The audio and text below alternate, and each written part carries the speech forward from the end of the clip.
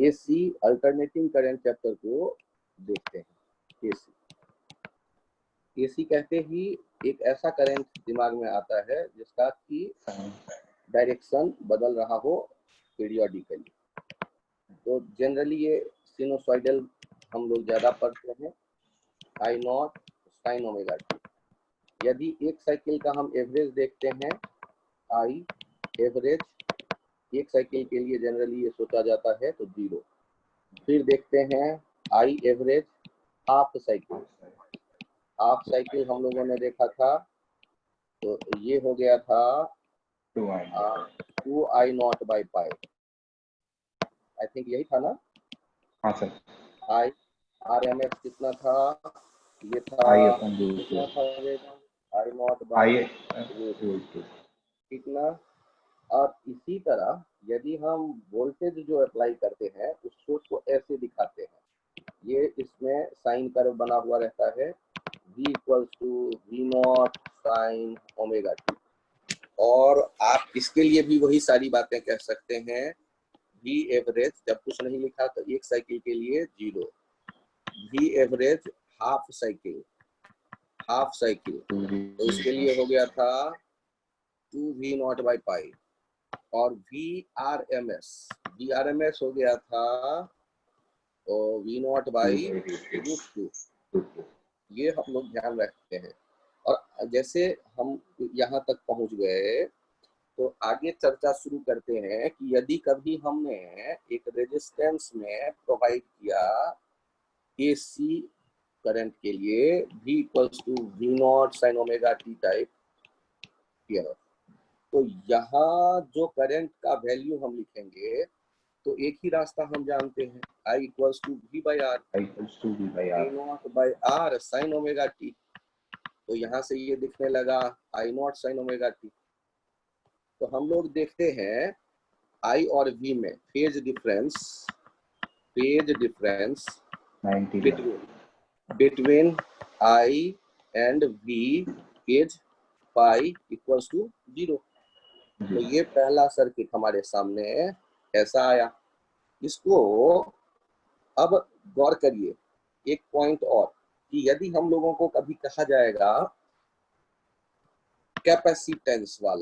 Capacitance वाले में हम लोगों ने क्या डिराइव किया था या कैसे देखते हैं कि ये जो होता है V = V0 sine omega T और ये है कैपेसिटर का कैपेसिटेंस C, तो Q/C = V = V0 sine omega T. और इन्हें डिफरेंशिएट कर देंगे तो I = हो जाएगा dQ/dt और ये हो जाएगा V0 C omega cos omega T. और यहाँ से हो जाता है I = V0/1/ओमेगा C into cos omega T. इसे कह देते हैं I = V0/XC cos omega T. और इसे कह देते हैं I = I0 cos omega T. और ये हम देख रहे हैं कि यहाँ फेज का डिफरेंस कितना आ रहा है, current is π/2 ahead in phase with respect to V। तो ये हम देख रहे हैं कि π/2 फेज में आगे है। सर आपको ये कैसे पता चल रहा है कि π/2 आगे है? क्योंकि I को आप लिख सकते हैं I0 sign omega t plus π/2, तो दोनों साइन में आ गए। तो साइन का जो आर्ग्यूमेंट होता है उसे कहते हैं फेज, और पहले का आर्ग्यूमेंट है V वाले का ओमेगा टी और दूसरे का आर्ग्यूमेंट है ओमेगा टी प्लस π/2, मतलब फेज में ये π/2 आगे है करंट किससे, वोल्टेज से। और इसके तीसरा जो पार्ट है उस तीसरे पार्ट में आते हैं। तीसरा क्या आएगा, इंडक्टर। रेजिस्टेंस हो गया, कैपेसिटेंस हो गया, तीसरा एलिमेंट बचा इंडक्टर। इंडक्टर के आप इंडक्टेंस L देख रहे हैं, अप्लाई किया V = V0 sine omega T. ध्यान से देखिएगा, आप जो इसका पोटेंशियल डिफरेंस देखेंगे, जब करंट ऐसे जाने लगेगा ये उसका विरोध करने के लिए यहाँ प्लस और यहाँ माइनस डेवलप कर देगा। और ऊपर वाला जो EMF लिखते हैं वो LdI/dt, और ये इधर V के बराबर हो गया। V कितना, V0 sine omega T. Inductor में ईएमएफ लिखा जाता है L D I by D. जैसे हम लोग भी लिखते हैं कैपेसिटर में क्यू बाई सी, जैसे लिखते हैं रेजिस्टेंस में V equals to I R, वैसे यहाँ भी लिखते हैं L D I by D. L D I by D T. हाँ, तो अब यहाँ से देखिए, यदि हम बात कर रहे हैं डी आई के लिए, तो डी आई हमारे पास कितना हो जाएगा, D not by L sine omega T D T. अब मैं इंटीग्रेट यदि कर देता हूँ तो आई हो जाएगा D not by omega L cos omega T, और माइनस आ जाता है माइनस का साइन, तो यहाँ पर आई इक्वल्स टू हो गया V naught by X L, इसको एक्स एल कह देते हैं। देखिए एक्स जो होता है, एक्स का नाम है, रेजिस्टेंस तो नहीं कह सकते, रिएक्टेंस कहते हैं। और रिएक्टेंस जो है दो तरह के हो गए, एक रिएक्टेंस जो है ये एक्स को कह रहे हैं रिएक्टेंस, तो रिएक्टेंस दो तरह के हो गए, एक को कह देते हैं एक्स सी जो कि हो गया 1 ओमेगा सी, और एक को कह देते हैं एक्स एल जो कि हो गया ओमेगा एल। इसके लिए नाम दे देते हैं कैपेसिटिव रिएक्टेंस। रिएक्टेंस ये भी रेजिस्टेंस का ही भाई है, और ये हो गया इंडक्टिव रिएक्टेंस। Inductive reactance. अब यहाँ गौर करिए एक पॉइंट और, यदि डीसी सर्किट होगा, डीसी सर्किट, तो डीसी सर्किट में तो रिपीटेशन होता ही नहीं है। ओमेगा जो होगा, ओमेगा होता है 2IF, फ्रीक्वेंसी तो जीरो, ये तो बदल ही नहीं रहा। यहाँ ऐसे आप यदि देखते हैं तो एक्स सी का वैल्यू कितना हो जाएगा, एक्स सी का वैल्यू हो जाएगा इनफाइनाइट, और एक्स एल का वैल्यू हो जाएगा जीरो। तो डीसी सर्किट के लिए इसे हम ऐसे ध्यान रखते हैं कि डीसी सर्किट में तो बदलाव हो ही नहीं रहा है ना। और यदि ये ओमेगा ऐसे आपको अच्छा ना लगे समझने में, तो दूसरा रास्ता होता है समझने का कि हम ओमेगा को लिखते हैं 2 पाई बाई टाइम पीरियड, और गौर करिए ना टाइम पीरियड कितना हो जाता है इनफाइनाइट, कभी चक्कर कंप्लीट ही नहीं होगा, डीसी में तो कांस्टेंट करंट रहता है। तो ये something upon infinite, fix upon infinite zero, omega zero हो गया तो एक्स सी इनफाइनाइट हो गया, और एक्सएल क्या हो गया, जीरो। अब ये डीसी में, लेकिन एसी में आपके पास क्या है, X C 1 by omega C XL omega L, और आई नॉट क्या देखेंगे, आई नॉट देखेंगे वी नॉट बाई एक्सएल। और अब हम आई का वैल्यू क्या लिख दे सकते हैं, I equals to I naught minus के साथ कॉस ओमेगा टी। कैपेसिटर में था प्लस कॉस ओमेगा टी, यहाँ माइनस के साथ, तो इसको ऐसे लिखते हैं I naught sine omega T minus pi by two. तो आप क्या कह देंगे, ये आगे है फेज में, क्या हो रहा है फेज में, सॉरी वोल्टेज आगे है, वोल्टेज आगे है, और करंट जो है पाई बाई टू पीछे है फेज में, करंट फेज में वोल्टेज से पाई बाई टू पीछे है। जब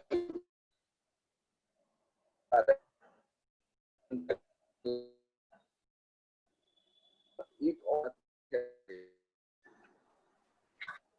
के वक्त कभी कभी क्या होता है कि लोग इंटीग्रेशन कांस्टेंट ले लेते हैं, और इंटीग्रेशन कांस्टेंट लेने के बाद क्या देखते हैं कि एक साइकिल में एवरेज करंट तो जीरो होना चाहिए, एवरेज जीरो होने के लिए कोई कांस्टेंट यदि रहेगा तब तो जीरो हो ही नहीं पाएगा, तो कांस्टेंट का वैल्यू जो बाद में देखते हैं एवरेज करंट जीरो होने के लिए सी जीरो हो जाता है, तो उस कांस्टेंट को बाद में हम लोग एलिमिनेट कर देते हैं। तो फाइनली हमारे पास यही रिलेशन रहता है, तो उसमें ज्यादा परेशान होने की बात नहीं है।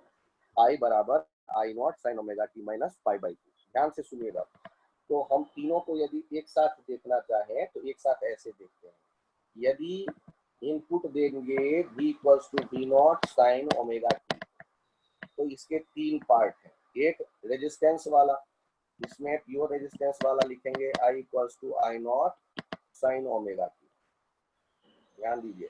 और यहाँ पर हम लोग क्या देखते हैं, यहाँ देख रहे थे I naught equals to V naught by R, I R M S equals to VRMS by R, ये पार्ट फिक्स।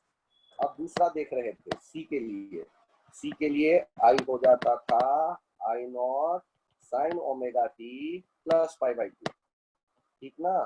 सी के लिए आई कितना हो गया था, आई हो गया था I naught cos omega T, फिर हमने उसको लिख दिया था ट्रिग्नोमेट्री सोच करके।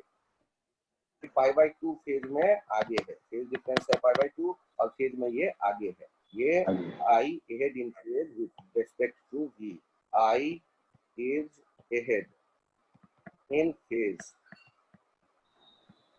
with respect to v, ये ध्यान रखना है हमें। और इसी में आई नॉट क्या हो जाता, आई नॉट हो जाता v नॉट बाई एक्स सी, और एक्स सी क्या हो जाता, एक्स सी हो जाता 1 बाई ओमेगा एल। और ये दो फॉर्मूले हो गए।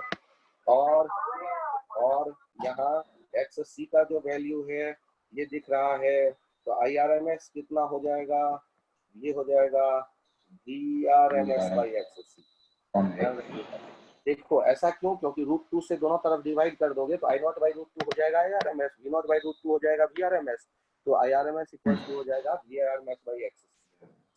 और तीसरा जो पार्ट है उस पार्ट को देखो, जब हम v equals to V naught sine omega T देंगे और केवल l मौजूद है, तो i इक्वल्स टू हम लोगों ने क्या देखा, minus I naught cos omega T, और उसको क्या लिखा था हम लोगों ने, i equals to I naught sine omega T minus pi by two. यहाँ फेज डिफरेंस क्या देख रहे हैं, माइनस पाई बाई टू, मतलब पीछे है current is behind, current is behind voltage in phase pi by to. अब यहाँ दूसरी बात, आई नॉट कैसे लिख रहे थे, V naught by X L, और एक्स एल कैसे लिख रहे थे, ओमेगा एल, और आई आर एम एस कैसे लिखेंगे, V R M S by X L, V R M S by X L. तो ये तीनों, और यहाँ फेज डिफरेंस क्या है, zero. I and V are in same phase. I and V are always in same phase. Always in phase. तो हम लोगों ने देखा कि C जो है उसमें करंट पाई बाई टू आगे है, और L जो है उसमें करंट पाई बाई टू पीछे है। अब गौर करते हैं एक और आइडिया जो किताबों का नहीं है, जो मेरा आइडिया है। लेकिन उससे पहले एग्जाम्पल में मैं तुरंत पूछूंगा, आप तुरंत जवाब देना इस तीन एग्जाम्पल में। यहाँ पर ये है XL आपको दे दिया गया है 20 ओम, सबका यूनिट R जैसा ही होगा, और यहाँ वोल्टेज है 220। ऐसे वोल्टेज लिखेंगे तो ये एवरेज वोल्टेज होगा या आरएमएस वैल्यू, आरएमएस गया आईआरएमएस बताओ, आपसे पूछा गया आई नॉट बताओ इस केस में। तो चलिए सॉल्व करते वक्त मुझे बताइए आईआरएमएस क्या सोचेंगे आप, IRMS sir IRMS 11 M VRMS 11 ampere XL, ठीक, 220 बाई 20, बहुत बढ़िया 11 एम्पियर। और यदि कोई आई नॉट पूछे तो क्या हो जाएगा, आईआरएमएस इनटू 2 11 रूट 2 एम्पियर। तो ये कोई कठिन काम है क्या? चलिए नेक्स्ट एग्जांपल देखिए। यदि हम बात करते हैं कैपेसिटर है, हम इंडिया में हाउस होल्ड सर्किट में 220 वोल्ट देख रहे हैं, और उससे ये कैपेसिटर जोड़ा जिसका XL हमारे पास अवेलेबल है, XL हमारे पास XC अवेलेबल है, XC अवेलेबल है 10 ओम। तो अब हमें बताना है इसमें कि IRMS कितना होगा, I नॉट कितना होगा, और फिर सॉल्व करना है इसे।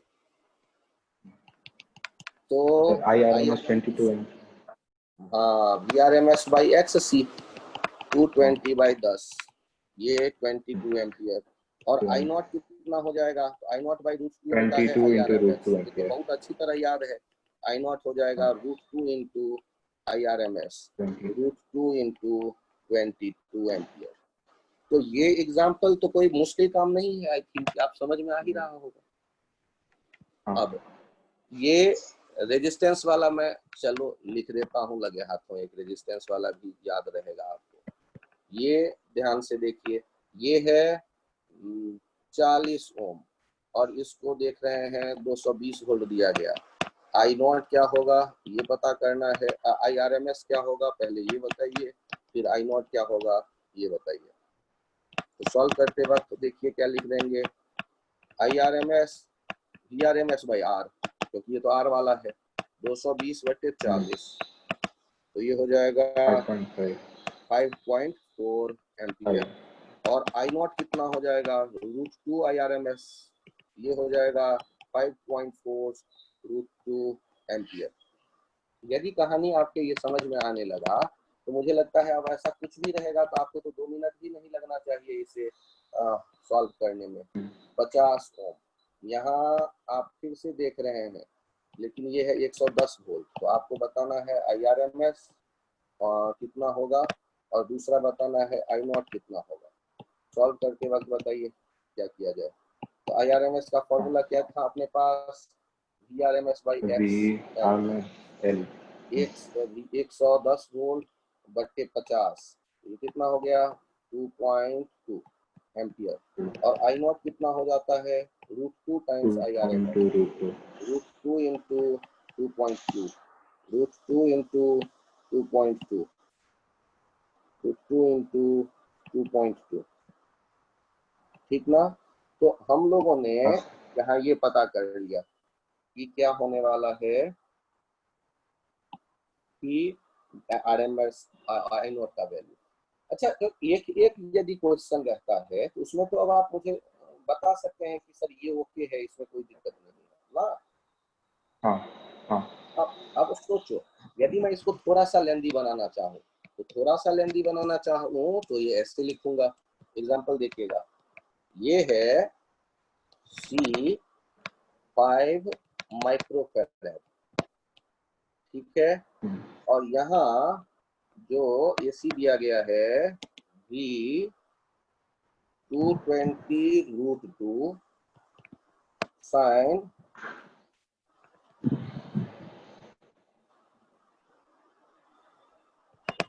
200 पाई t, ये आपको दिया गया है। आपको इस जगह बताना है, ध्यान दीजिएगा, आपको कहा गया फाइंड, ध्यान दीजिएगा, V0 VRMS frequency of AC,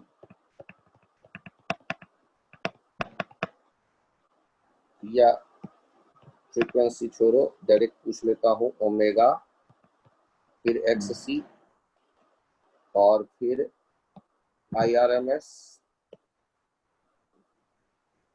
I0 and IRMS। ये इतनी चीजें पूछी गई है। अब यदि इतनी चीजें पूछी गई है, इतनी चीजें यदि पूछी गई है तो इनको सॉल्व करते वक्त काम करें, कैसे काम करें चेक करते हैं। सॉल्व V0 हाँ, बहुत बढ़िया, V0 आ गया, आपने मुझे बताया 220 अब बताइए VRMS कैसे लेंगे। V0 upon √2 हाँ, 220 इससे आ गया ये इतना 220 वोल्ट। अब आगे बढ़ते हैं, ओमेगा चाहिए तो ओमेगा तो हो गया 200 पाई, ठीक ना। और बारी आता है ये सोचने का XC, XC क्या लिखते हैं 1 by omega farad omega C,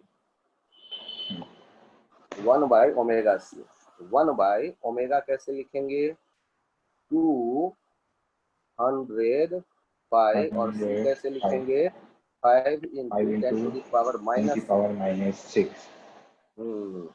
और यूनिट इसका हम जानते हैं कि क्या हो जाता है ओम।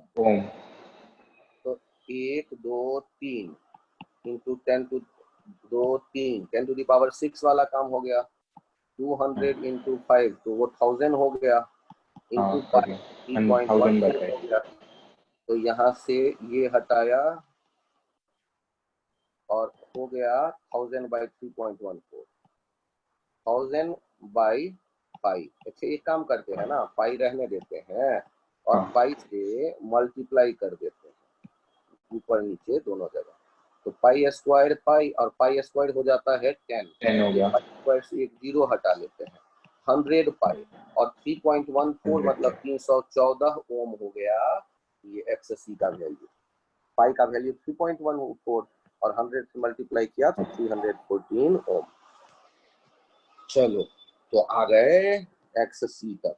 अब XC तक आने के बाद कहानी खत्म थोड़े ना हुई, अपना एक काम तो और बाकी है। IRMS ना पहले I नॉट निकाल लेते हैं, V नॉट बाई रूट 2। तो V नॉट कितना हो गया था 220, sorry V naught by root 2 नहीं, V naught by X, V naught by XC 220 root 2 by 314 ampere जो भी आ जाए।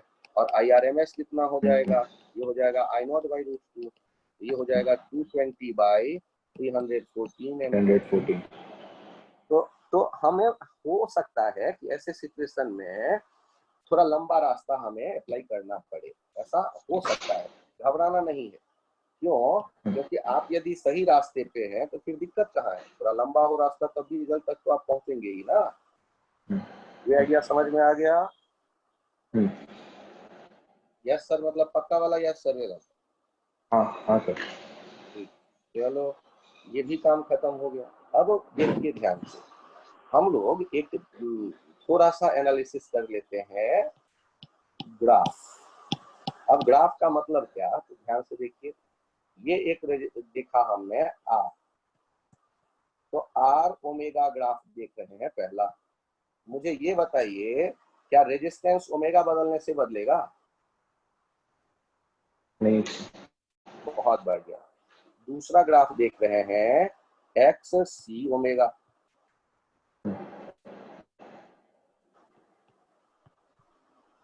सोचिए यदि हम एक्स आवाज 1 बाई ओमेगा सी, ओमेगा बढ़ता जाएगा तो एक्स सी क्या होता जाएगा, कम घटता जाएगा। तो ये चाहे ये ग्राफ हो सकता है या ये ग्राफ हो सकता है या ये वाला ग्राफ हो सकता है, तो 1 2 3 में कौन सा चुनेंगे आप? Sir 1। Perfect perfect. Rectangular hyperbola X C into C equals to 1 by X C into omega equals to 1 by C, और ये हो गया Y X equals to constant. Y X constant होता है रेक्टेंगुलर हाइपरबोला। तो आपने बहुत अच्छा चुना 1। तो ज्यादा ना भी समझ में आए तो इतना तो हमें उम्मीद है ही क्या कि एक बढ़ेगा तो दूसरा घटेगा, एक बढ़ेगा दूसरा घटेगा, तो ये हो गया एक्स सी ओमेगा का ग्राफ। और ध्यान से देखिए तीसरा भी अभी है क्यू में एक्स एल और ओमेगा का ग्राफ। तो इसके बारे में क्या विचार है, क्या किया जाए, ये घटेगा या बढ़ेगा? इंक्रीज एक्स एल बढ़ेगा। इक्वल्स टू ओमेगा एल, तो ये तो हो गया y equals to M X जैसा ना ग्राफ, हाँ ओरिजिन से जाने वाला है, स्ट्रेट लाइन टाइप बन जाएगा। तो आपको क्या ये ग्राफ वाला आइडिया क्लियर हो गया? हाँ सर। परफेक्ट। हाँ चलिए, तो मैंने एक आइडिया और एक्सेप्ट कर लिया। समस्या अब शुरू होने वाली है थोड़ी सी, जिसके लिए आपको मेरे रास्ते पे चलना पड़ेगा, मेरे रास्ते पे, किताब के रास्ते पे नहीं। और आपके सारे रिजल्ट सही आएंगे, इसकी गारंटी मैं देता हूं। अच्छा, मुझे कि यदि यहाँ पर एक 10 न्यूटन का फोर्स हो और यहाँ पर भी एक 10 न्यूटन का फोर्स हो, ये F1 और ये F2, तो इनका रिजल्टेंट कहाँ दिखेगा? सर ऐसे 45 डिग्री पे। बहुत बढ़िया, अरे वाह वाह। और ये कितना हो जाएगा? Sir 10 root 2। परफेक्ट। अब सोचो यदि ऐसा होता, यहाँ 10 न्यूटन होता और यहाँ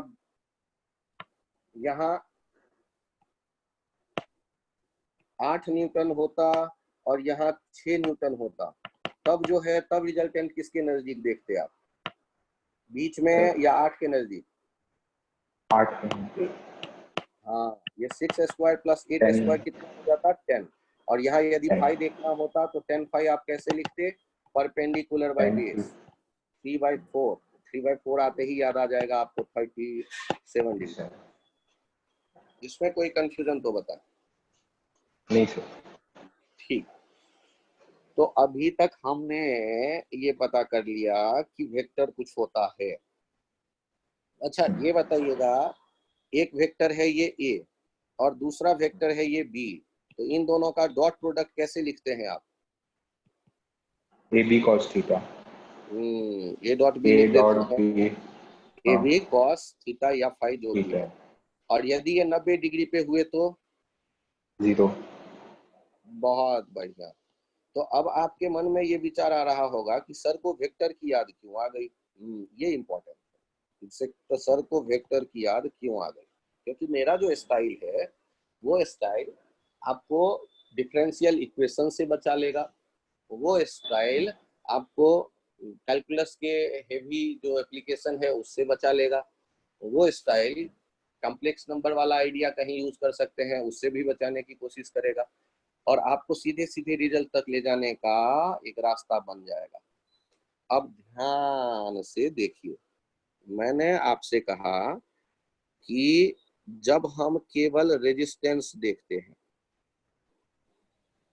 ध्यान दीजिएगा, तो रेजिस्टेंस देखते हैं तो जो आर होता है ये मैंने एक्स वाई एक्सिस बना लिया, और हमारी आदत क्या है कि आई कैप एक्स एक्सिस पे रखने की, और यहाँ वेक्टर नहीं है, आई करंट है, तो करंट हमने एक्स एक्सिस पे रखा। और हम अब वोल्टेज के बारे में अब विचार कर रहे हैं कि जब हम प्योर रेजिस्टिव सर्किट देखते हैं तो वोल्टेज और करंट अलग अलग फेज में होते हैं या एक ही फेज में होते हैं?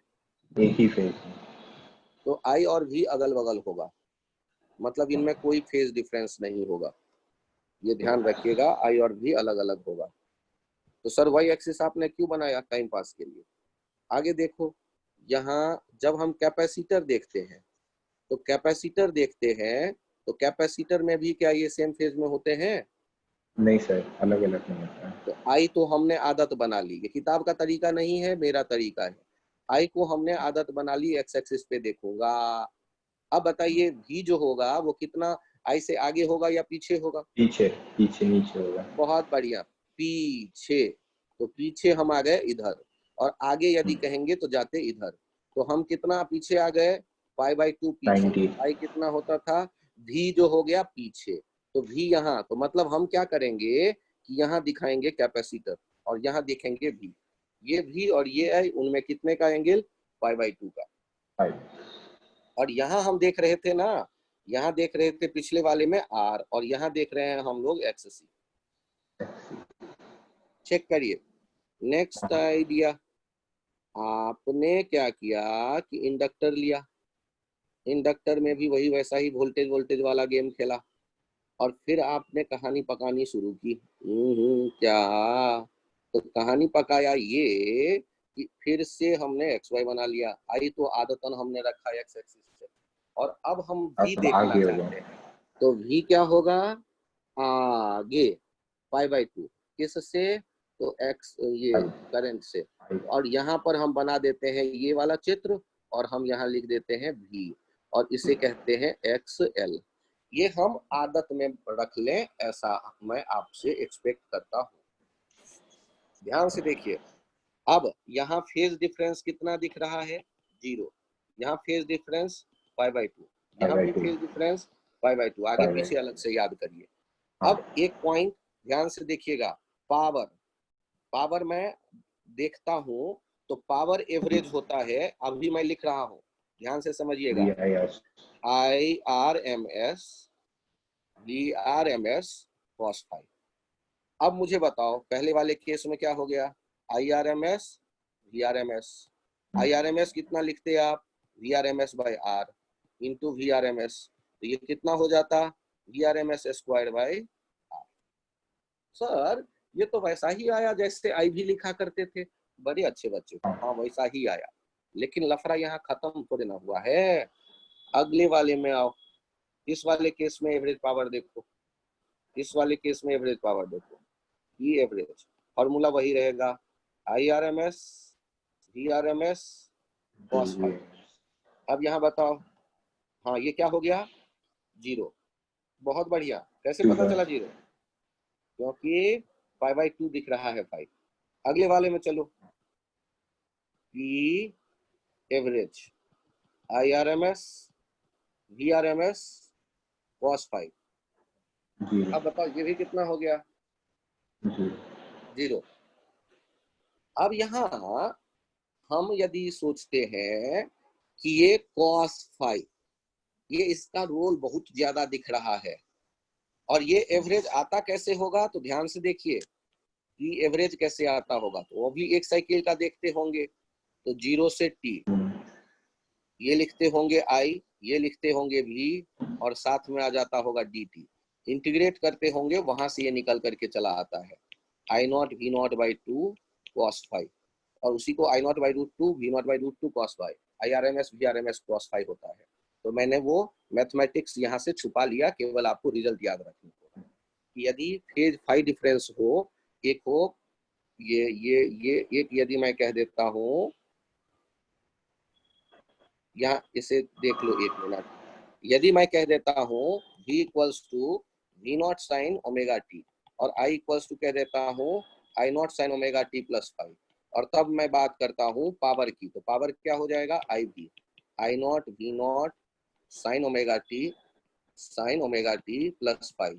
और अब यदि मैं बात करता हूँ एवरेज पावर की, एवरेज पावर क्या हो जाएगा?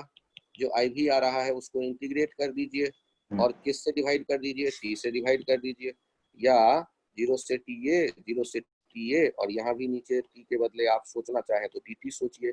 एवरेज पावर जब आप सोचोगे तो एवरेज पावर का ये आइडिया आएगा निकल के, और ये आप इंटीग्रेशन करेंगे तो कितना हो जाएगा? I0 V0 by 2 sign omega T, sign omega t plus 5, और अब आप बाई देख रहे हैं, नीचे इंटीग्रेशन से आ गया T, और 0 से T तक, ऊपर 2 साइन ए साइन बी को आप ट्रिग्नोमेट्री से टुकड़े कर सकते हैं दो, फिर इंटीग्रेट कर सकते हैं, और फिर रिजल्ट फाइनल देख सकते हैं। तो फाइनल रिजल्ट ये आ जाता है I0 V0 by 2 cos phi, और ये से लिखते हैं I0 by root 2 V0 by root 2 cos phi, और तो एवरेज पावर ये रिजल्ट आता है IRMS VRMS cos phi।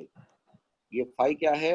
I और V के बीच का, I और V के बीच का फेज डिफरेंस। तो ये फॉर्मूले की तरह हम यूज करने वाले हैं, ये फॉर्मूले की तरह यूज करने वाले हैं। तो अब पिछले वाले में वापस मैं आ गया। तो अब इस टर्म को देखिए कि ये जो cos phi होता है, इस cos phi को हम लोग क्या देते हैं? cos phi को मैं कह रहा हूं, यहाँ लिख रहा हूं ब्लू में, cos phi इज कॉल्ड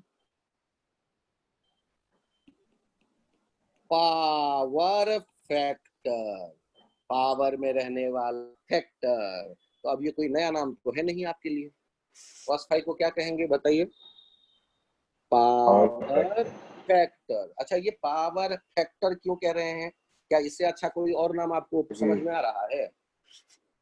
नहीं सर, सही है। बेस्ट नाम है, याद भी रहेगा, हमें भी याद रहेगा, आपको भी याद रहेगा, किसी को भी याद रहेगा। तो पावर फैक्टर, देखो जब भी कभी फिजिक्स बना होगा, किसी ने कोई नाम दिए होंगे, तो उसको भी तो इस बात का टेंशन था कि उसे भी याद रखना पड़ेगा।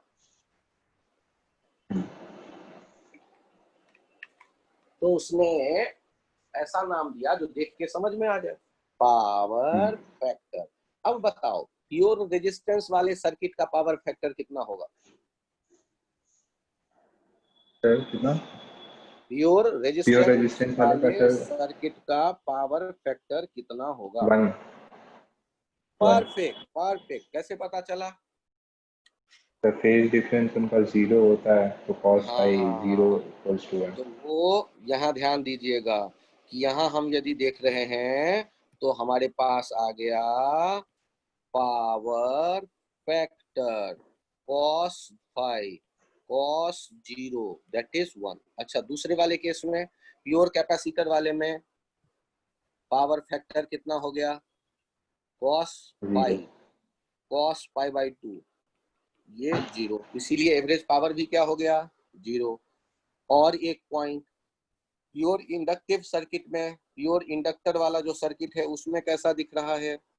प्योर इंडक्टर वाला जो सर्किट है उसमें कैसा दिख रहा है? प्योर इंडक्टर वाले सर्किट में पावर फैक्टर हम क्या लिखें? बोलो बालक। 0 ही लिखेंगे। परफेक्ट। पावर फैक्टर ये होगा cos फाइव, ये होगा cos पाई बाई 2 और ये भी होगा 0, चाहे माइनस पाई बाई 2 कर लो चाहे plus pi by 2, cos pi by 2 तो 0 होना ही होना है, तो 0। अच्छा एक पॉइंट और समझाता हूँ, एक पॉइंट और समझाता हूँ, बहुत प्यारा पॉइंट, तुम्हें तुरंत याद हो जाएगा। ध्यान से देखना, पावर कैसे लिखा गया है एवरेज, तो उसे मैं एक बार और लिख के आपको बता रहा हूँ। यहाँ देखो, पावर एवरेज, एवीजी लिख देता हूँ एवरेज के लिए, ध्यान से देखिएगा।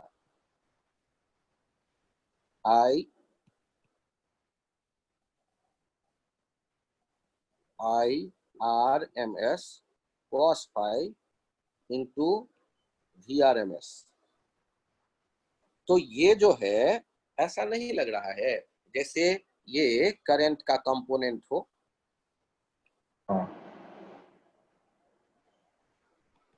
करंट का वह कंपोनेंट जो पावर में मिला, पावर में देखा, ठीक है। तो अच्छा मुझे बताओ, जब तुम कंपोनेंट की बात करते हो तो कंपोनेंट तो रेक्टेंगुलर कंपोनेंट दो होते हैं, यदि एक है IRMS cos फाइव तो दूसरा कंपोनेंट क्या होता होगा? IRMS sin five. अरे शानदार जवाब। IRMS sin five is called wattless current.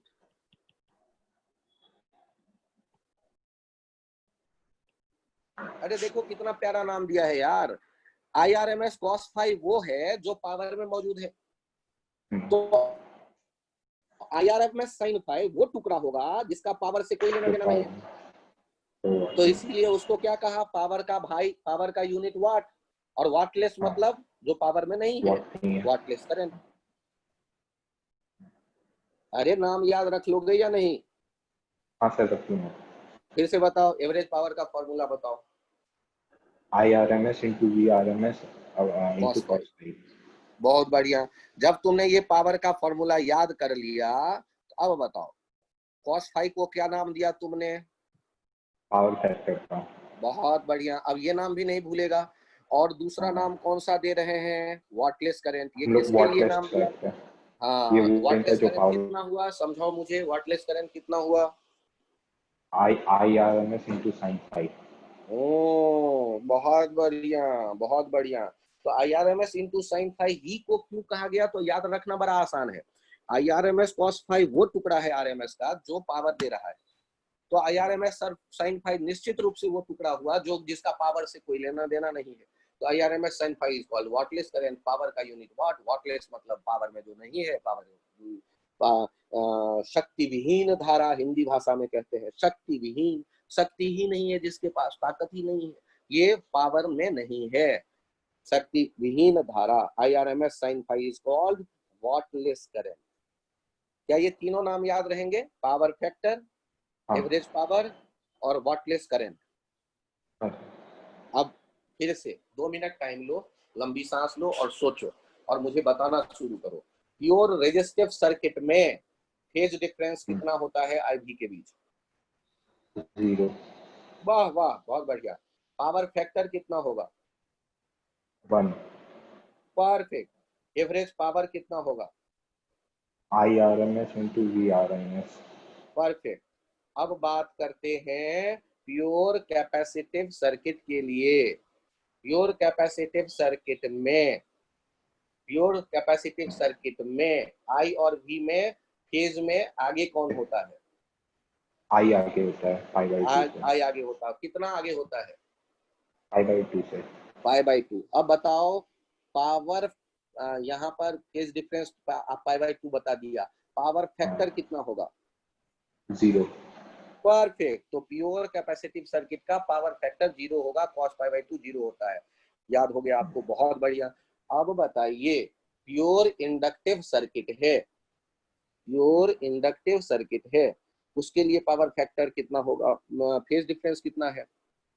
Phase difference पाई/2 होगा, वोल्टेज कौन के बीच आगे में है, होगा। कौन पीछे है? वोल्टेज। वोल्टेज वोल्टेज आगे आगे आई पीछे। और आई पीछे, कितने का डिफरेंस है फेज का? 5/2। 5/2। पावर फैक्टर कितना होगा? 0। एवरेज पावर कितना होगा? 0।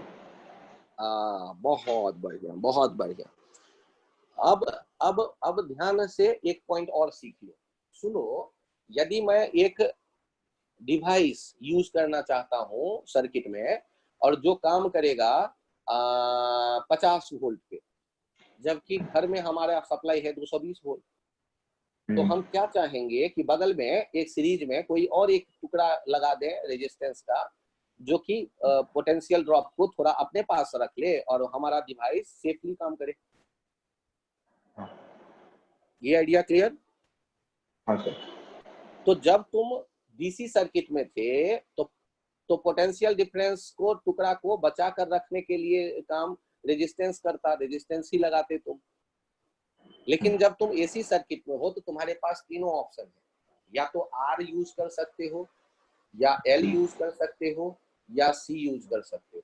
तो तीनों में से किसको चुनना फायदेमंद ज्यादा रहेगा पोटेंशियल ड्रॉप क्रिएट करने के लिए? तो उसके लिए हम कहते हैं कि आर को यदि चुनेंगे तो वहां पर जो पावर लॉस होगा वो बहुत ज्यादा होगा, क्योंकि वहां पावर फैक्टर 1 होता है। और यदि हमने एल या सी को चुना तो वहां पावर लॉस बहुत कम होगा, क्योंकि एवरेज पावर क्या हो जाता है? 0। तो इसीलिए ध्यान देना कि एसी सर्किट में जब कभी हमें पावर पोटेंशियल ड्रॉप क्रिएट करना होता है तो हम लोग चोक क्वाइल यूज करते हैं। चोक क्वाइल मतलब इंडक्टर। क्या यूज करते हैं?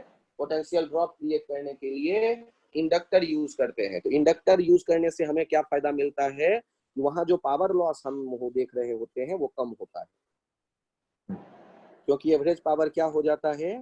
0। ठीक। अब देखना ध्यान से। तो हमने 3 चित्र देखे, ये 3 चित्र हमारे लिए बहुत इंपॉर्टेंट है। अब इन्हीं तीनों चित्र पे हमारा गेम आगे चलने वाला है। हमारा जो गेम है यही इन्हीं तीनों चित्रों के परम्यूटेशन कॉम्बिनेशन से होगा। अब देखो, तुम मुझे बताओ, अब अगला स्टेप हमारा क्या क्या होना चाहिए? किनको किनको एक साथ लेना चाहिए? पहले आरसी, फिर फिर आरएल, फिर तीनों, आरएल, फिर फिर एलसी। सीएल और फिर तीनों। हाँ, वाह वाह और फिर वाह। तीनों का। तो अब ध्यान से देखो, तुमने पिछले 1 घंटे लगाकर केवल एवरेज करंट या इन सब का आइडिया कलेक्ट किया, एवरेज वोल्टेज। और आज तुमने तीनों सर्किट और आर और सी को देखा था। आज मैंने आर सी रिवाइज किया, आर सी और एल तीनों को देख लिया, और इन तीनों में अब मिक्सचर हम करने वाले हैं। ध्यान से। तो अब जो हम तुम्हें रास्ता बताने वाले हैं वो रास्ता तुम्हारे क्वेश्चन को बनाने में हेल्पफुल है। उसको डिराइव करने में, एक एक आइडिया को डिराइव करने में घंटों लगे होंगे। मैंने उन हर एक को डिराइव किया हुआ है, कभी उनको क्लास में बताया भी हुआ है, लेकिन क्लास में बताने के बाद जो चेहरे देखने पर पता चलता है बच्चों के कि सर आपने मेरा टाइम खराब कर दिया, समझ में तो आ नहीं रहा है, या इसमें 2 दिन और बताओ। तो अभी उतना टाइम तो अपने पास नहीं है और हम चाहते हैं कि हमारा सारा क्वेश्चन सही हो। तो उसके लिए जो रास्ता दिखाया जाएगा ना, आप हाथ पकड़ो और चलो उस रास्ते पे, और आपके सारे क्वेश्चन सही बनेंगे, गारंटी मैं देता हूँ बहुत मन से। तो आपको घबराना नहीं है, आपको साथ चलना है, हाथ पकड़ के साथ चलना है। देखिए, पहला अब कॉम्बिनेशन आया है, 3 काम आप कर चुके। अब देख रहे हैं हम लोग आर सी सर्किट।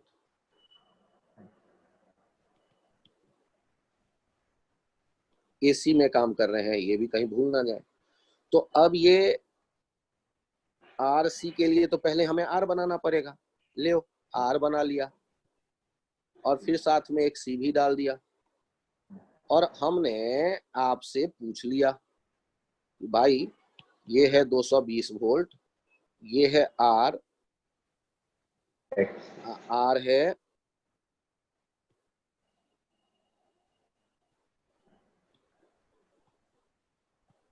30 ओम, और एक्स सी है 40 ओम। और अब हम आपसे इस एग्जाम्पल में जानना चाहते हैं, ध्यान दीजिएगा। पहला पॉइंट जानना चाहते हैं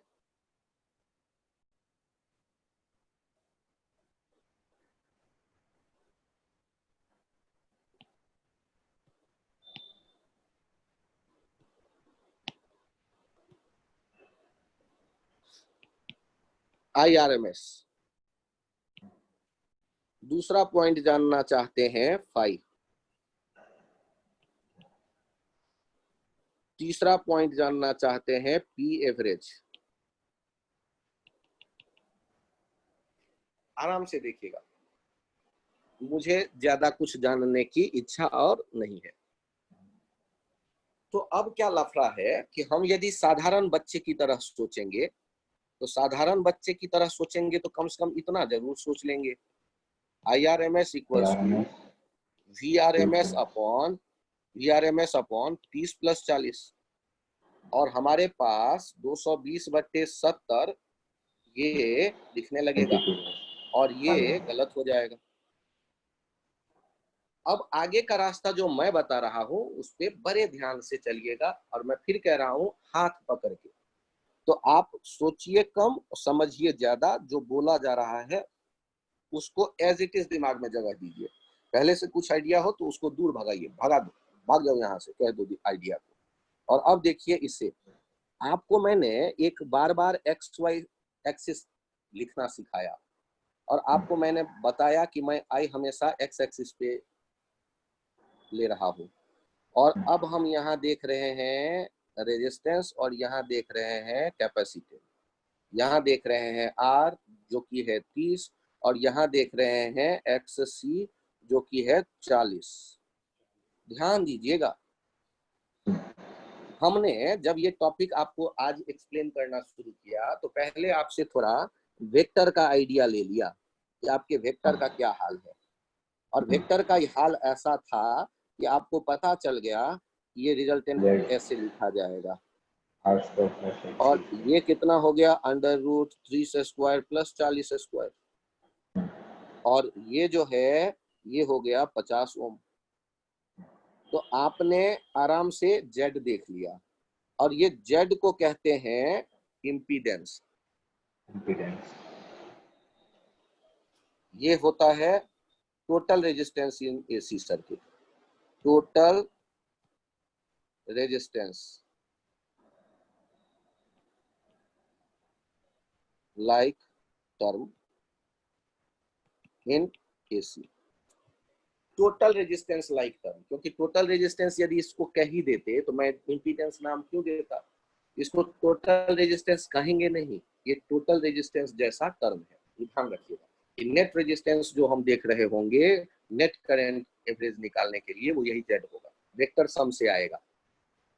क्यों आएगा प्रूफ करने में मैं आपके 2 घंटे लगा दूंगा, तो वो कोई फायदा नहीं है उससे, क्योंकि आपके NCERT ने भी इसे प्रूफ नहीं किया है, और इससे हायर लेवल से मैथमेटिक्स ला करके मैं प्रूफ जरूर कर दूंगा। अब यहाँ देखिए, जहां पर ये जेड आया ना, तो याद करिए, मैं आपको पीछे ले चलता हूं। यहाँ देखिए तो I और V दोनों एक ही लाइन पे है, और फाई कितना था, 0। यहाँ देखिए I से हम पीछे लेते आए हैं, V यहाँ जहां था XC वहां आपने V रखा देखा है। यहाँ देखिए I से π/2 आगे ले गए, और जहां है XL वहां मैंने V रखा है। का मतलब ये हुआ कि जहां पर रेजिस्टेंस होता है वहां पर भी हम रख देते हैं।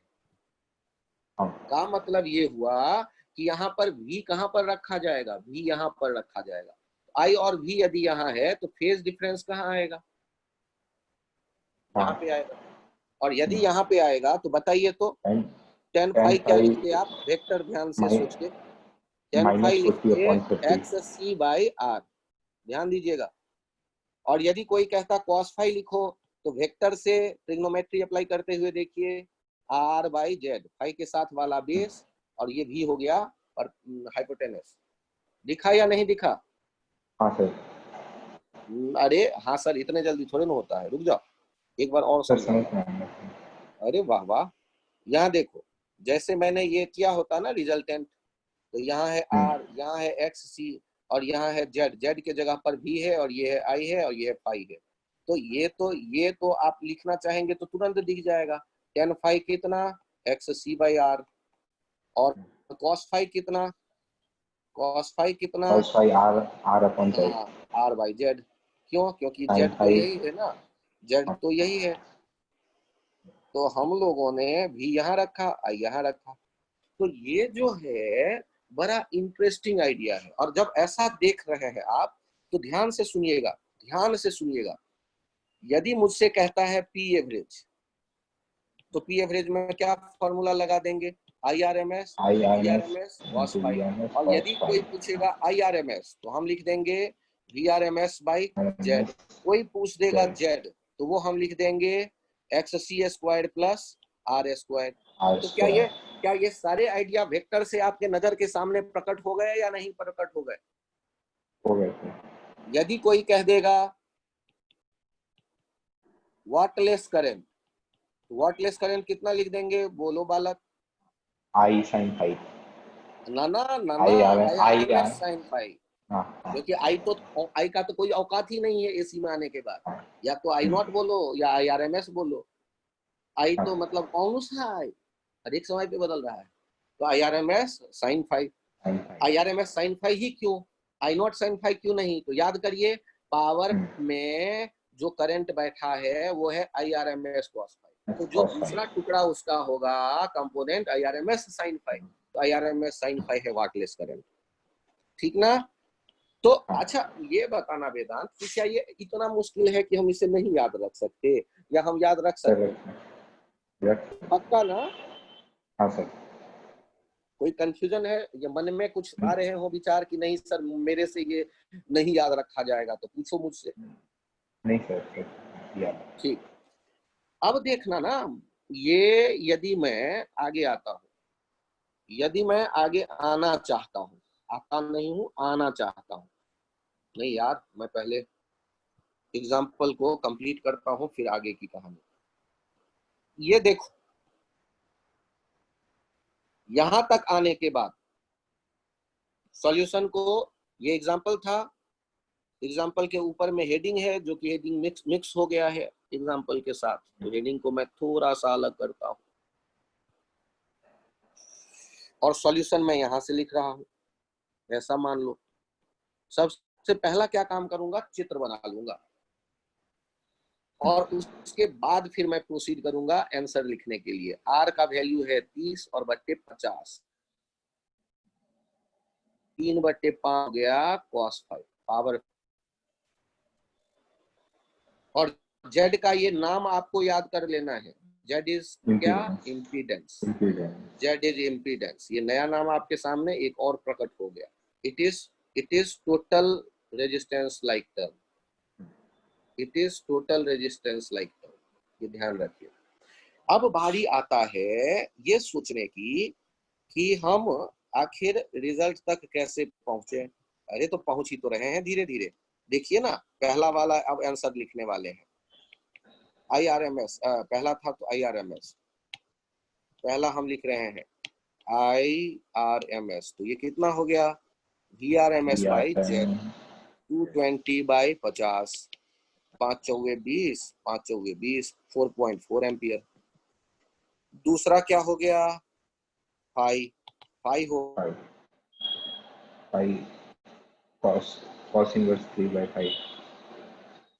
30/50।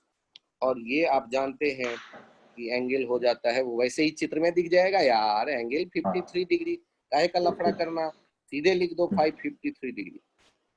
और तीसरा पी एवरेज, तो पी एवरेज यहाँ क्या हो जाने वाला है? पी एवरेज हो जाएगा V R M S cos 5। I R M S आपने ढूंढ लिया 4.4, वी आर एम एस ढूंढ लिया 220 और cos 5 ढूंढ लिया 3/5। कौन रोकेगा आपको पावर एवरेज लिखने से? काम खत्म। सर यहाँ थोड़ा मिक्सचर हो गया। हाँ हाँ ठीक है, उस मिक्सचर को थोड़ा सा किनारे किनारे से मैं एक लाइन खींच के अलग कर दे रहा हूँ। ये धीरे से एक लाइन यहाँ तो अब मैं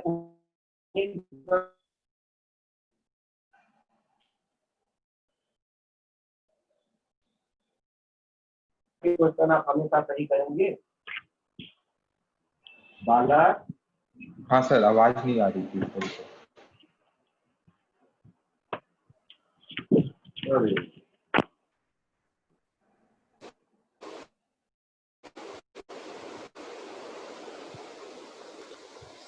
एक बार वेदांत फिर से बताइए, इस तरह के क्वेश्चन में कंफर्टेबल?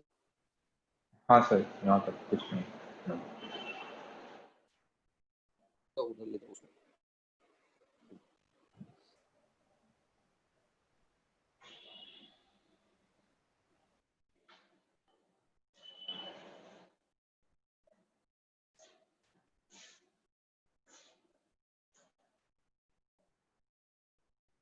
एल सर्किट एसी, और ये हमने इन्हें अलग हेडिंग किया, और ये मैंने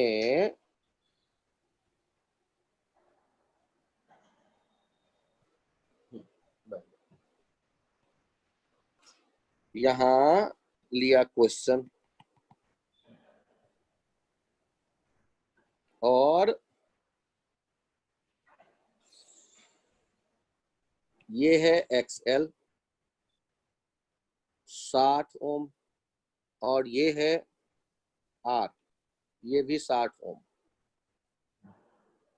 और ये 220 वोल्ट। और आपसे मैं ज्यादा नहीं पूछ रहा। पहला तो अब आप जेड का नाम समझ गए, हाँ दूसरा आप फाई का नाम समझ गए, हाँ तीसरा आप IRMS बताना समझ गए, नाम है ये।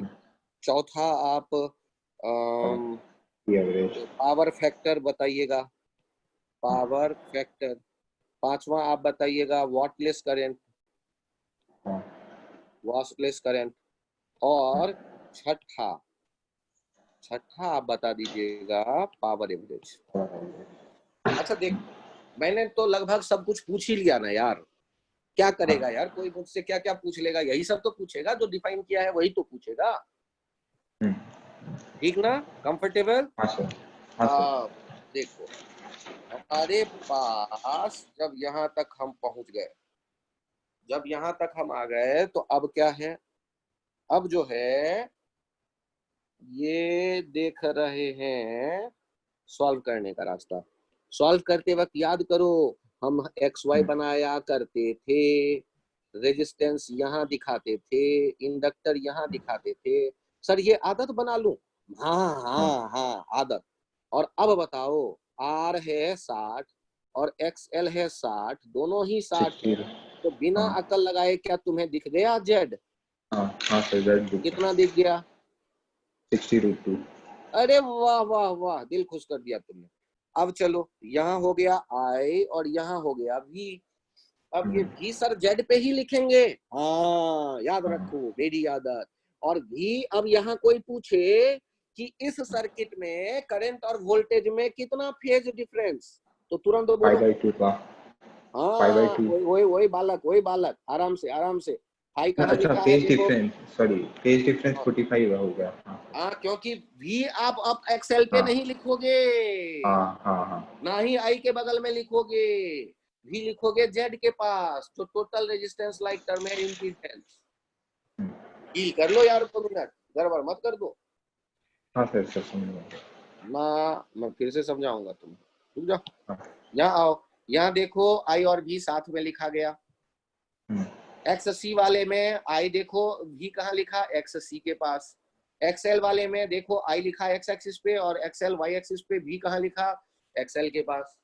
तो हम लोग जब कॉम्बिनेशन देखेंगे, तो जहां Z आएगा, जिसे आपने नाम दिया impedance, total resistance like term, वहां रखेंगे V। अब बताओ कौन आगे है फेज में? Sir voltage. क्या हाँ, और बोलते हैं? कौन पीछे है?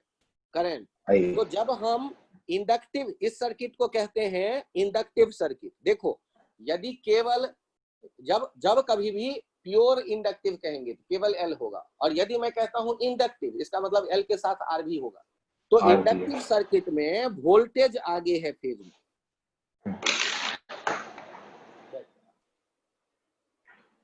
इंडक्टिव सर्किट में वोल्टेज आगे है।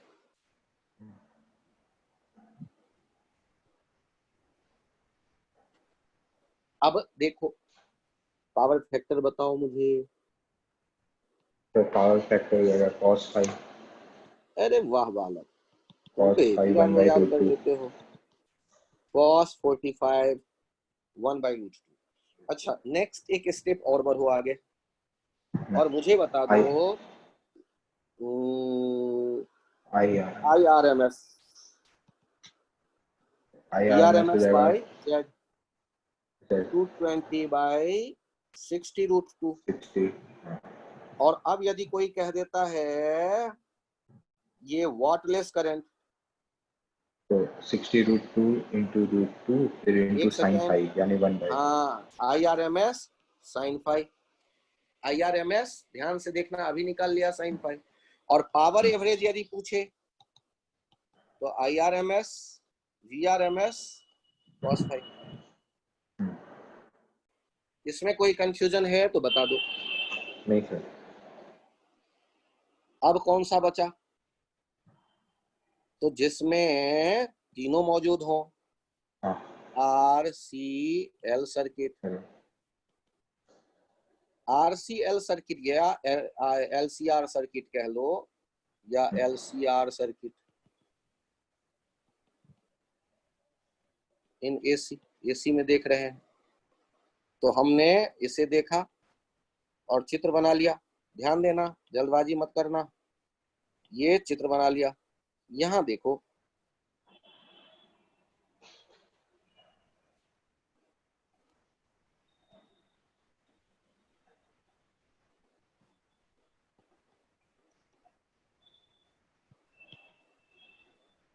तो यहाँ हम देख रहे हैं R, ये XL और ये XC। अब ये है 50 ओम, ये है 120 ओम और ये है 20 ओम या 70 ओम, देख सकते हैं 70 ओम। और ये है मान लो 220 वोल्ट। अब आपको बताना है फाई, दूसरा बताना है जेड, तीसरा बताना है IRMS, चौथा बता देना है पावर।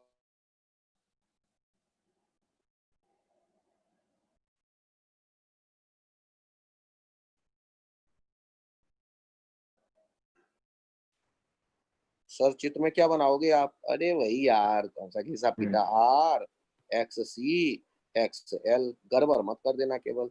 ये है 70 और ये है 120 तो 20.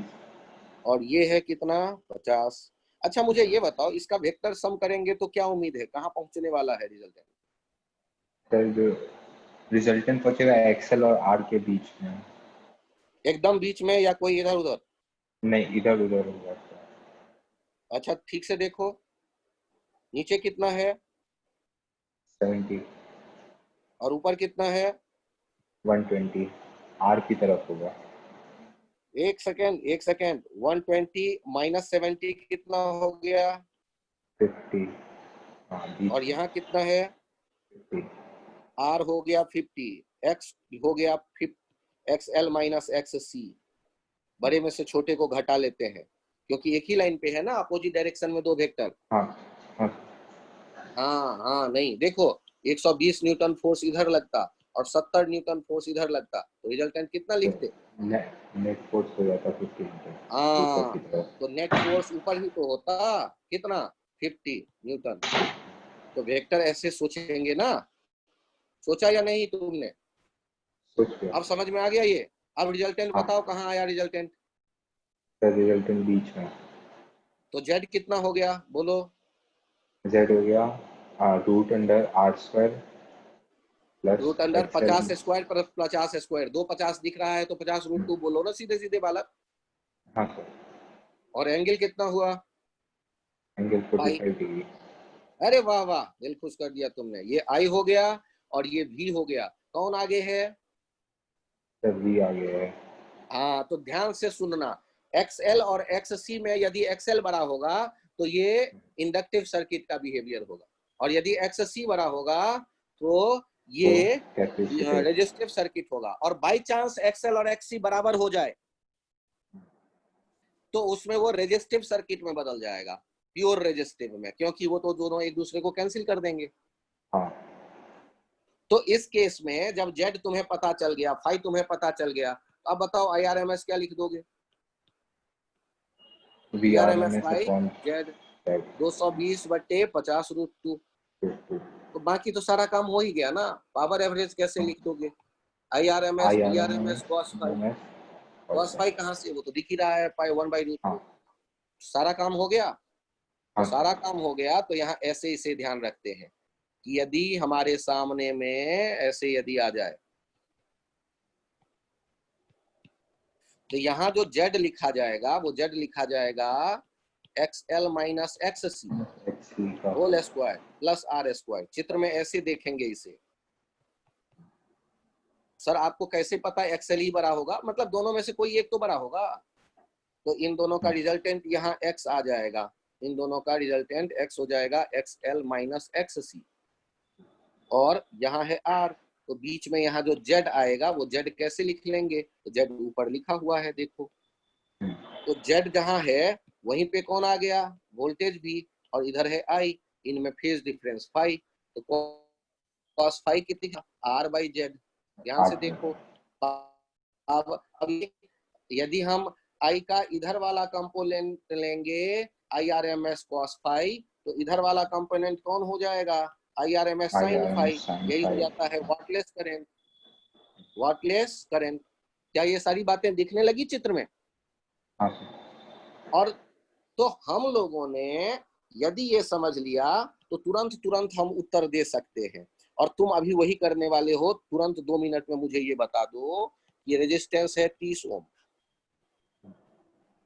और ये है XC 50 ओम और ये है XL 10 ओम। तो तुम्हें बताना है कि Z कितना होगा? Z 50 ओम। अरे शानदार जवाब, बहुत बढ़िया बालक। और IRMS कितना लिख दोगे? जल्दी बोल दो। सर IRMS लिख देंगे 220 वोल्ट अपॉन 50। यार अब देखो यार, तुम तो अब मुझसे भी तेज सोचने लगे। तो कोई गड़बड़ है? नहीं। कंफर्टेबल जोन में आ गए एसी में? हाँ सर। ठीक।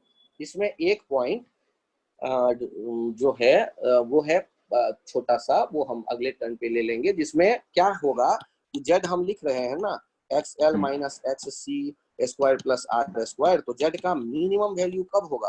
तो R तो बदल नहीं सकता, तो इसको 0 कर दो, मतलब XL और XC बराबर हो जाए। ये कहलाएगा रेजोनेंस, ठीक ना?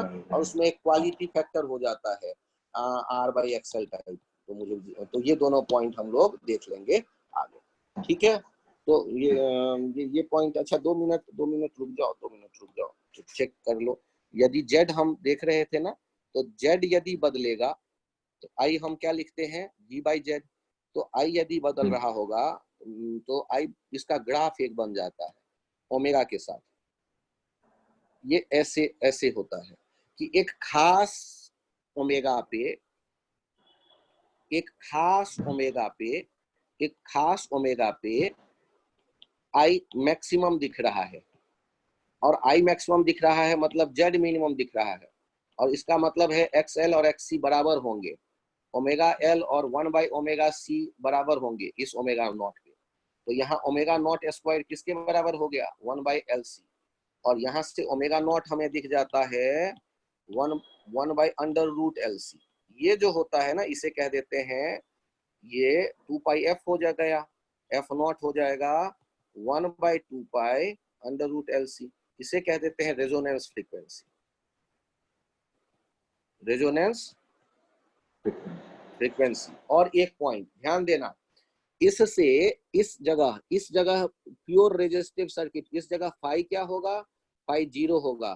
प्योर रेजिस्टिव बिहेवियर होगा, प्योर रेजिस्टिव बिहेवियर होगा। यदि IRMS लिखेंगे तो वो लिख देंगे VRMS/R, क्योंकि Z किसके बराबर हो जाता है? R के बराबर उस कंडीशन में, क्योंकि Z मिनिमम होता है ना, वो R के बराबर। अब वही से जुड़ल ले, ये इससे यदि हम इधर जाएंगे तो ओमेगा घटेगा। ध्यान से देखना, डिनोमिनेटर घटने से XC डोमिनेट कर जाएगा, XC डोमिनेट कर जाएगा, XL छोटा हो जाएगा। क्योंकि एक्सएल में ओमेगा प्रोडक्ट में है, तो इधर हम आएंगे तो XC बड़ा हो जाएगा XL से। इसका मतलब इसमें करंट जो है एहेड हो जाएगा, ये रेजिस्टिव कैपेसिटिव बिहेवियर हो जाएगा, कैपेसिटिव बिहेवियर। और इससे इधर आएंगे तो ओमेगा बढ़ने से ओमेगा L बढ़ा हो जाएगा, तो ये हो जाएगा इंडक्टिव बिहेवियर।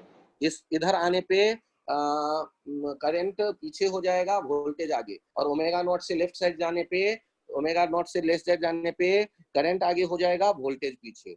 तो ये सारे बिहेवियर इस चित्र में हम तुम्हें दिखने लगे। एक चित्र यहाँ और देख लो कि जब तुम बात कर रहे होते हो कि एक ही ग्राफ में मैं सारे बता दूं R और X, तो देखो XL ऐसे जाता था और R जो था वो ऐसे गया था, और XL यहाँ था, Y equals to MX, XL equals to omega L। ये XL वाला था ग्राफ, ध्यान देना, ये XL और ये XC। तो ध्यान से देखो, ये वाला जो पॉइंट है ना, ये वाला पॉइंट, वहां XL XC क्या दिख रहा है, ये ओमेगा है, वहां XL और XC दोनों बराबर दिख रहे हैं। तो जहां ये दोनों बराबर दिख रहे हैं ना, और ये रेड गायब हो गया, गायब हो गया, यहाँ देखिए ये ऐसे गया था और ये रेड वाला ऐसे आया था, घट रहा था, ठीक। और जहां ये दोनों बराबर हैं, वहां जो आप लिखने वाले होगे, वहां जो लिख रहे होगे ना, ये फ्रीक्वेंसी होगा ओमेगा नॉट। रेजोनेंस का इवेंट यहाँ होता है, उस जगह तुम जब देखोगे तो उससे इधर आएंगे तो कौन बड़ा हो गया, XL है हरा वाला, XC है लाल वाला, तो कौन बड़ा हो गया, XC वाला। ओमेगा नॉट से कम होने पर XC ग्रेटर देन XL, तो डोमिन ये कैपेसिटिव सर्किट हो जाएगा, कैपेसिटिव बिहेवियर हो जाएगा। और यदि इससे इधर आगे आएंगे तो XL बड़ा हो जाएगा, XC छोटा हो जाएगा, इंडक्टिव बिहेवियर हो जाएगा, इंडक्टिव बिहेवियर मतलब वोल्टेज आगे हो जाएगा फेज में करंट से। तो ये बातें भी, इस दोनों चित्र को तुम समझना शुरू कर चुके? हाँ सर। ठीक, तो यहाँ हम लोगों ने बात की एसी के बारे में। अब एक काम करना ना, तुम एसी के जो कॉम्पिटिटिव एग्जाम में आए हुए क्वेश्चंस है, तुम्हारे पास ऑब्जेक्टिव कोई बुक है? हाँ सर। तो ऑब्जेक्टिव बुक में केवल कॉम्पिटिटिव एग्जाम में जो एसी के क्वेश्चन होंगे, चाहे नीट में आए हों, चाहे आईआईटी में आए हों, चाहे जेई मेंस में आए हों, चाहे किसी और एग्जाम में, वो एग्जाम वाले सारे एसी के क्वेश्चन को देख लो तुम। और रात में 9 बजे सोने से पहले या 9 बजे 10 बजे तक एक बार मुझे मैसेज कर देना कि तुमसे क्वेश्चन बन रहे हैं, और सोल्यूशन देखना वो समझ में आ रहे हैं या नहीं। ठीक है, तो तुम्हारा ये टॉपिक 99% कंप्लीट है। अब 1-2% जो इम्प्रूव होगा वो क्वेश्चन थोड़े से पैरेलल वैरेलल वाले मैं जब समझाऊंगा तो, लेकिन उस तरह के क्वेश्चन कम यूज में आते हैं, मैक्सिमम यही क्वेश्चन भरा पड़ा रहता है किसी भी किताब में। ठीक है, चलो अभी के लिए इतना ही रखते हैं, बाय बाय, थैंक यू।